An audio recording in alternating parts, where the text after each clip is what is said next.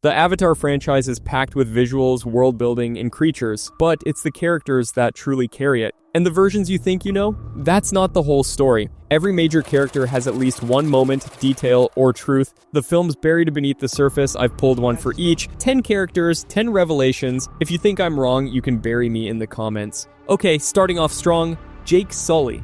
Jake's the outsider who became a Na'vi legend, a soldier turned leader, a human who made Pandora his home. But here's what most fans don't realize. Sam Worthington, the guy playing him, was literally homeless when he got the role. He was living out of his car in Australia, auditioning while sleeping on a mattress in the back of his hatchback. James Cameron saw something raw in him. Worthington's audition, especially Jake's rally speech, convinced Cameron he could carry the film. That they cannot take whatever they want. And that this is our land. So Jake's rise from nothing to legend, that wasn't just in the script, it was Worthington's real story too. And that's why it hit harder than anyone expected. Neytiri. If Jake is the spine of Avatar, Neytiri is the heart, the warrior who saves him, teaches him the Na'vi way, and later becomes his mate. But one tiny detail, so easy to miss, tells you everything about her loyalty. In the final battle of the first film, Neytiri wears a white handprint across her chest. Look closer. It has 5 fingers. That's Jake's human hand. She literally marked herself with his imprint before going into battle, a silent symbol of trust, unity, and defiance.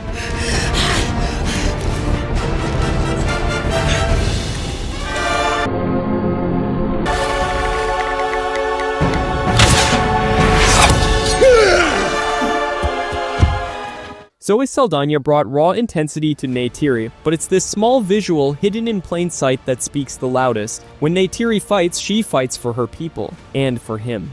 Lo'ak.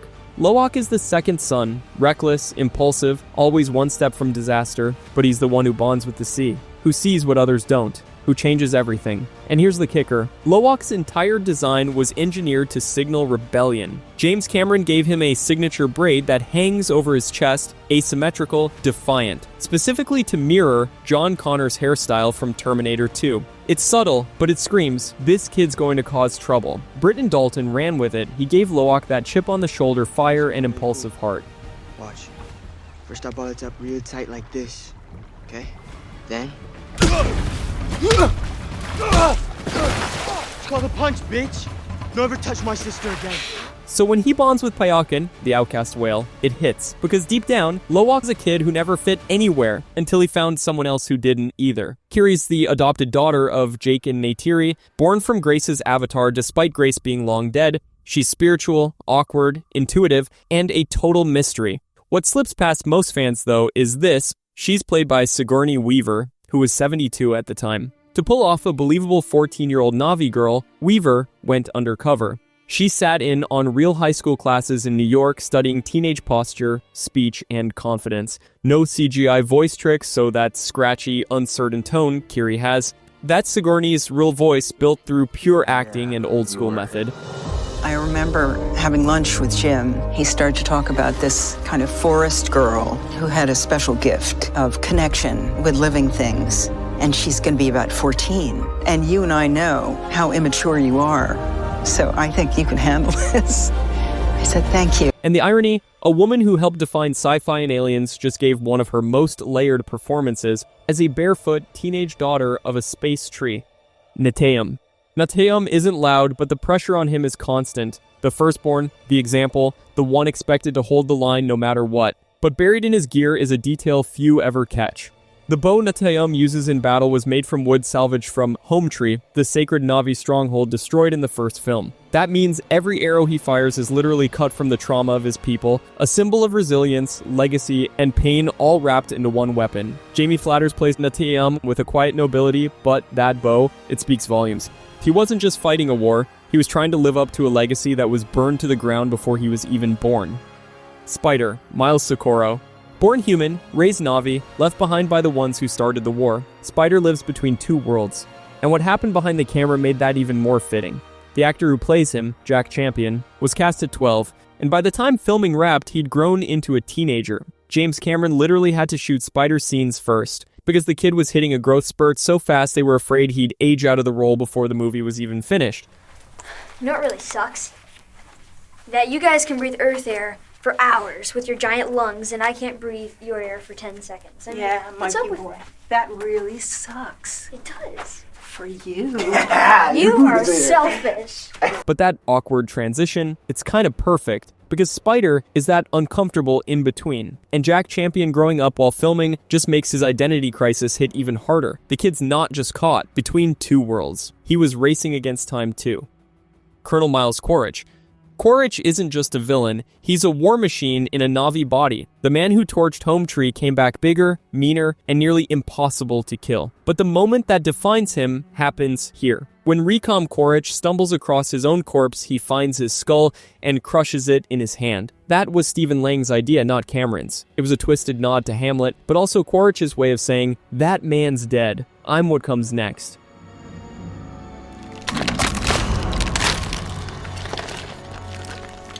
Lang delivers menace with surgical precision, and when your villain has enough self-awareness to literally break his old face, you know he's not just resurrected, he's evolved. And that makes him a far more dangerous problem for Pandora moving forward. Tonowari. Tonowari doesn't shout or posture. His strength is quiet, measured, earned. As the Mecha leader, he doesn't hand out respect. Jake and his family had to earn it. What many viewers never caught is this. Tonowari's look, the tattoos, the posture, the dignity, was deeply inspired by Maori chiefs. And actor Cliff Curtis, who is Maori himself, shaped every part of it. He even said he didn't create Tonowari. He channeled him from his own ancestry. It shows. Tonowari doesn't feel like a character. He feels like a tradition walking. And Cliff Curtis, who we only used in performance capture, asked me if he could come give a blessing on our first day of live action filming here in New Zealand with his family. And he came not with 3 or 4 or 5 other people. He came with a busload and a half full of people who had traveled 8 hours to come give a blessing to our set. And they came and they did it in Maori, they sang, they blessed, and they presented gifts to us. And when the time comes to defend his clan, he fights with the weight of an entire culture behind him. Ronal.